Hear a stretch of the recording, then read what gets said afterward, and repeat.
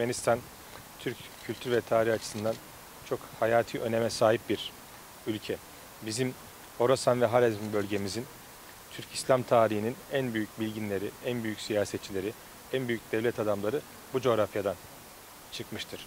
Çağrı Bey'in, Alparslan'ın kabilleri buradadır. İnşallah biz de Sencer Ata'ya ve Yusuf Hamadani Hazretlerine ziyaret edeceğiz Merv'de. Böyle tarihi geçmişi olan bir devletin bugün de son derece iyi bir şekilde yönetildiğini görüyoruz. Türkiye ile Türkmenistan arasındaki ilişkiler de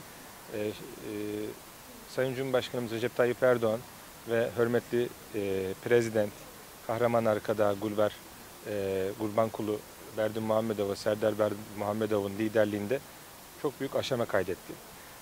Bunun içerisinde eğitim, kültür alanlarındaki çalışmalar çok önemli bir yer tutuyor.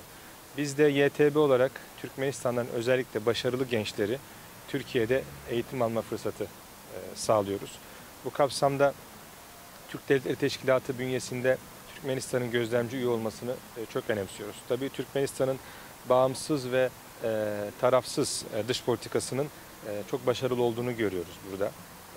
Ve bu kapsamda biz ilişkilerimizi her alanda da geliştirmeyi sürdürüyoruz ve sürdüreceğiz.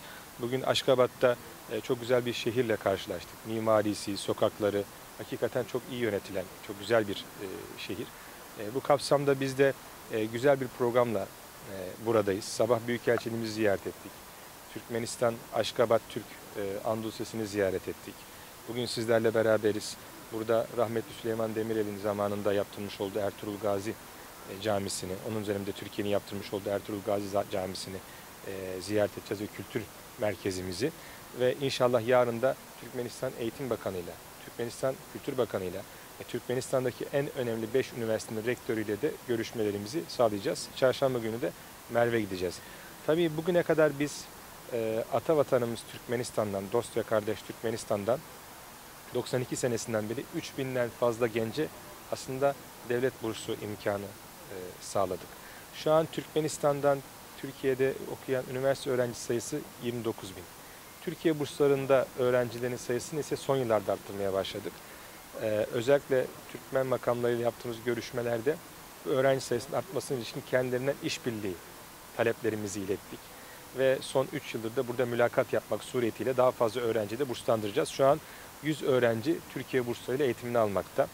Sadece geçen sene 30'dan fazla öğrenciyi burslandırdık. 2024 senesinde, 24-25 senesi içinde Türkmenistan'dan 524 öğrenci Türkiye burslarına başvurdu. İnşallah bu sene en az 100 öğrenciyi de burslandırmak istiyoruz. Türkmen gençlerimiz Türkiye'ye gelsin, Türkiye'deki üniversitelerde eğitim alsınlar ve inşallah sonra da Türkmenistan'a geri dönüp Türkiye ile Türkmenistan arasındaki ilişkilere katkı sağlasınlar istiyoruz. Bizim temel gayemiz bu. Burada olmaktan dolayı da çok memnunuz.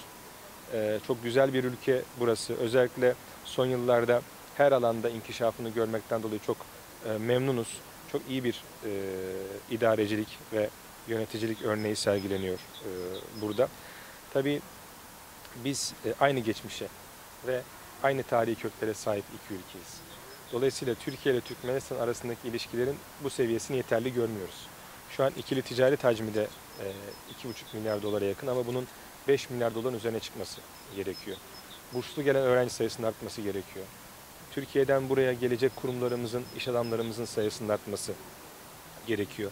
Türkiye'nin bayrak taşıyıcı kurumları var. Dışişleri Bakanlığımızın, YTV'nin, TİKA'nın, Yunus Emre'nin çalışmaları var. Buradaki okulumuzun. Bunların inşallah etkinliğinin artmasını istiyoruz. Biz Türkmenistan'ı çok seviyoruz. Türkmenistan halkını, Türkmen halkını çok seviyoruz. Dediğim gibi tarihi geçmişimiz bir.